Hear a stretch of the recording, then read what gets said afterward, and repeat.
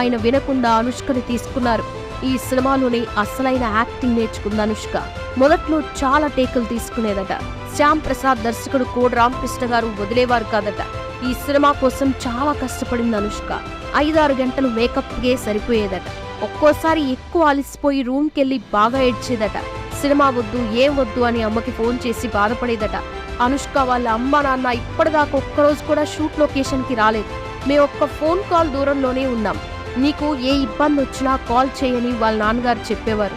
అందుకని అనుష్క ఏ సమస్య వచ్చినా అమ్మకి వెంటనే కాల్ చేసేసేదట. ఈ సినిమాకి అనుష్క 265 రోజుల కాల్ షీట్ ఇవ్వాల్సి వచ్చింది. అయితే శ్యామ్ ప్రసాద్ గారు చాలా బాగా చూసుకున్నారట. ఆ సినిమా రిలీజ్ అయ్యాక ఆయన కనీసం 100 సార్లైనా థ్యాంక్స్ చెప్పిందట అనుష్క. అయితే అరుంధతి చాలా ఆలస్యంగా రిలీజ్ అయినా పెద్ద హిట్ అయింది. 14 కోట్ల బడ్జెట్తో తెరకెక్కిన ఈ సినిమా సంక్రాంతి బరిలో విజేతగా నిలిచి సెన్సేషనల్ హిట్